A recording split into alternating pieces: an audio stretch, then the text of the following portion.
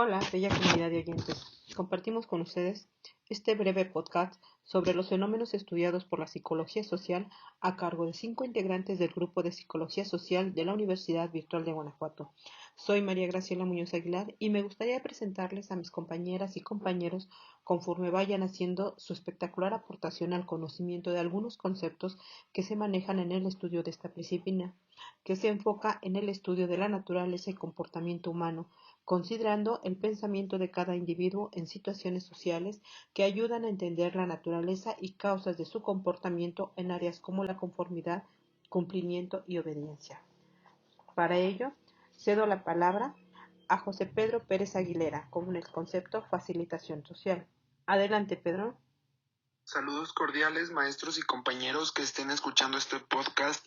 Mi nombre es Pedro y en este caso mencionaré un concepto importante para entender mejor el comportamiento del individuo en la sociedad, haciendo referencia a la psicología social. Es entender que nuestros pensamientos, sentimientos y comportamientos están influenciados por la presencia de otras personas. La facilitación social es el efecto que produce la presencia de otras personas en el rendimiento de alguien. Básicamente por el hecho de estar rodeado de otras personas, te hacen rendir más. Por ejemplo, en 1968 el psicólogo Norman Triplett realizó un experimento de psicología social en el cual juntó a 40 niños y le dio un pedazo muy largo de hilo a cada uno para que ellos lo enrollaran de manera rápida, pero ellos estaban solos. Por otro lado, puso a otro grupo de niños a realizar la misma actividad, pero acompañado de otros niños que también hacían la misma actividad. Se dio cuenta que los niños que hacían la actividad acompañados de otros niños rendían mucho mejor que los niños que hacían la actividad ellos solos. Esta situación la relaciono con las prácticas de baloncesto en las que participo en mi ciudad.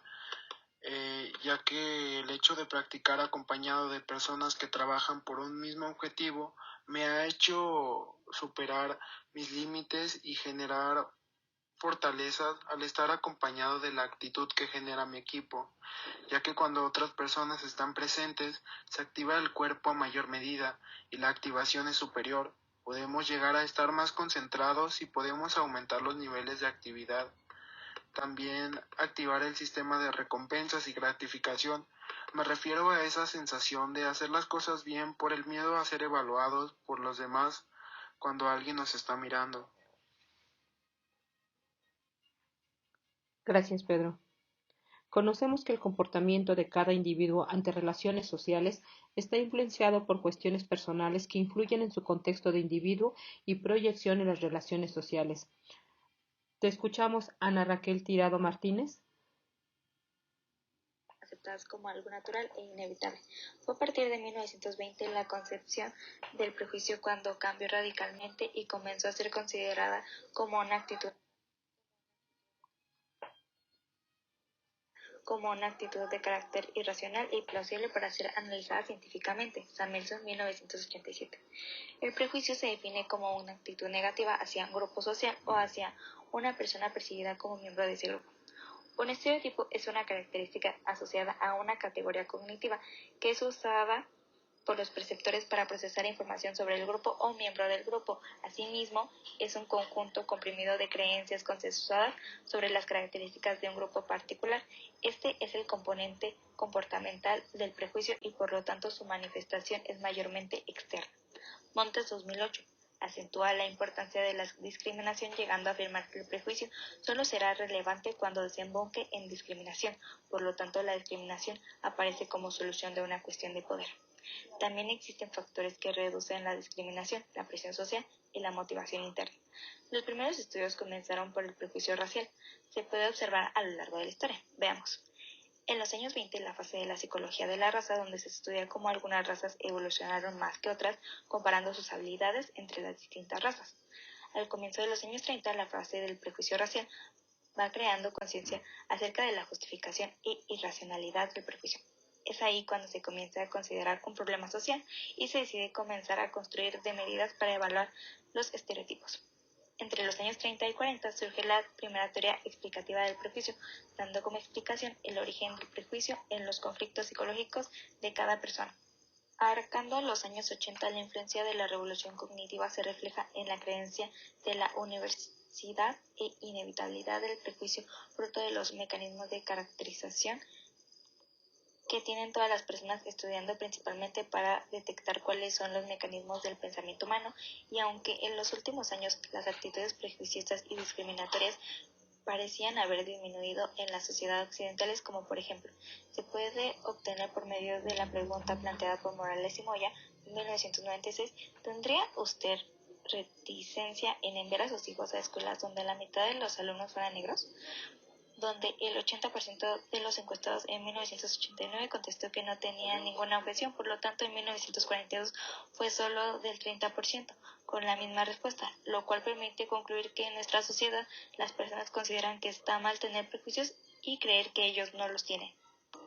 Los datos de numerosos estudios muestran que la discriminación basada en el sexo sigue existiendo. En España, en el año 2000, las mujeres representaban el 37.30% de la población ocupada, trabajando el 80.74% en tiempo parcial y 41.84% con contratos temporales, N 2000. Para concluir, de esta manera el prejuicio no recoge la posibilidad de que no coexistan sentimientos positivos y negativos hacia el mismo grupo discriminatorio. Diversos autores afirman que el prejuicio no ha desaparecido, sino que ha adoptado nuevas formas debido a las existencias de las normas sociales, haciéndolas ver cada vez más útiles. Los diversos trabajos que se enmarcan de estas perspectivas parten de la idea de que tanto las nuevas formas de prejuicio como otros procesos discriminatorios deben estudiarse con profundidad en el marco de las relaciones intergrupales, pues estas determinan los fenómenos de prejuicios y discriminatorios, como se observa a través de dichos estudios. Los estereotipos, la discriminación y los prejuicios se pueden ver reflejados en diferentes ámbitos de la vida cotidiana y a lo largo de los años. Gracias, Ana.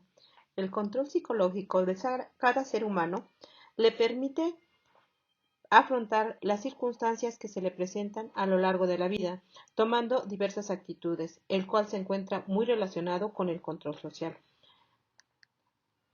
Adelante, Elma, ¿nos puedes compartir? El sociólogo y economista Edward Ross consideraba que sin control social no hay orden social. Hay ciertas costumbres que hacen que una sociedad tenga orden, pero también existe el control social que viene del Estado, y ese, según Ross, es el control peligroso para los individuos. Toro, 2018. Es importante mencionar que Ross definió el control social como un conjunto de todas las estructuras y procesos sociales que deben limitar la conducta desviada de los miembros de una sociedad. Toro, 2018. El control social deriva del poder social, según el mismo autor. Existen medios de control éticos y políticos. Entre los primeros se encuentra la opinión pública y la religión. Por ejemplo, en un pueblo pequeño y conservador, si está mal visto el que las mujeres se pongan determinada vestimenta, porque piensan que eso no agrada a Dios, la misma sociedad está ejerciendo un control sobre cada una de las mujeres que habitan dicho pueblo, lo que repercute en un control psicológico. Es decir, en un aparente convencimiento de que lo que dice la sociedad es lo correcto. Por lo tanto, cada integrante de la sociedad acata las normas de la opinión pública y las normas religiosas. Otro ejemplo es el control social que los medios de comunicación ejercen sobre la población a diario, estableciendo tendencias.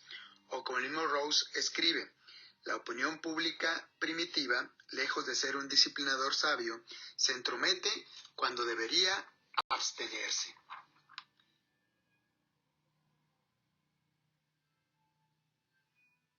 Y bendice cuando debería maldecir. Rose, citado por López Escobar, 2001, página 189. Como ejemplo del control social de la opinión pública, encontramos la película The Truman Show, 1998, o el libro 1984 de George Orwell, 1949. Por otro lado, el control político está relacionado con la educación y la ley. Por ejemplo, en estos tiempos de pandemia, en donde cada estado estableció leyes que restringían el libre tránsito de vehículos e incluso la obligación de usar cubrebocas en la calle. Ello repercutió en un mayor control del gobierno hacia sus gobernados. Así como Rose decía que el control social deriva en el poder social, Jerzy Moscovici, por su parte, hacía una diferenciación entre poder e influencia. señalando que el poder se refiere a la fuerza externa que utiliza el control que logra a partir de la desigualdad de recursos, mientras que la influencia utiliza recursos ideológicos, psicológicos y actúa desde dentro en igualdad de condiciones. Moscovici, 1996. ¿Crees, al igual que Rose, que es necesario el control social para vivir en una sociedad ordenada? Interesante cuestionamiento, el martes tirado. Pues lo dejamos para que sea motivo de una interesante disertación sobre el tema. Otro de los muchos conceptos utilizados en la psicología social para definir los fenómenos sociales se encuentran aquellos denominados la agresión y violencia. ¿Pero de qué se tratan estos? Para ello cedo la palabra a Ana Georgina Calixto Cabrera para que nos comparta sobre estos conceptos.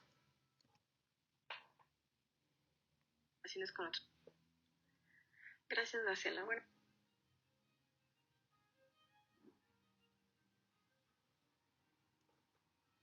Adelante, Ana. gracias, Graciela. Buenas noches. Soy Ana. Me gustaría comentar lo siguiente de las emociones en la psicología social. Esto acerca de las manifestaciones sociales, ya que gracias a estas emociones podemos establecer varias conductas de adaptación básica para el organismo y la sociedad, como por ejemplo agredir, escapar, buscar confort o ayudar a las personas. En este momento hablaré acerca de la violencia y la agresividad, que están estrechamente relacionadas. La violencia, como lo menciona Freud en El porqué de la guerra, en 1932, hace hincapié en la relación entre violencia y poder. Esta es ejercida para imponer la voluntad de unos sobre otros, y la agresividad acompaña a la violencia en estos actos.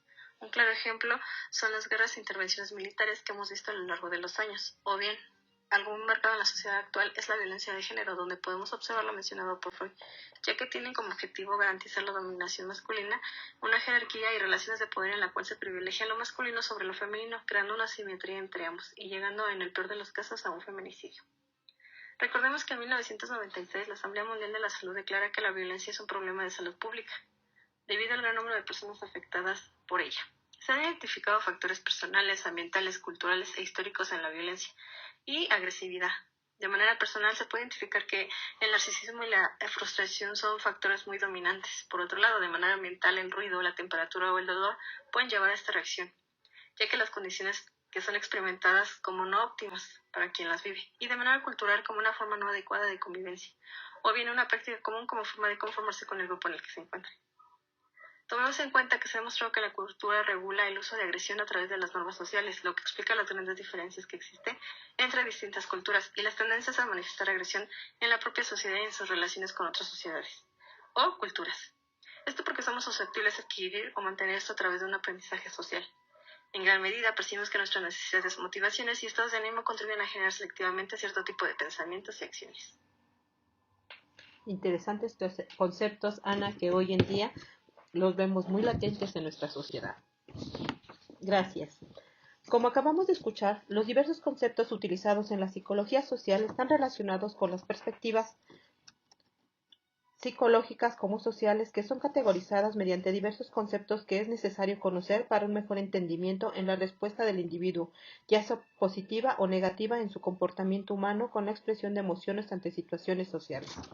Gracias. Nos escuchamos pronto.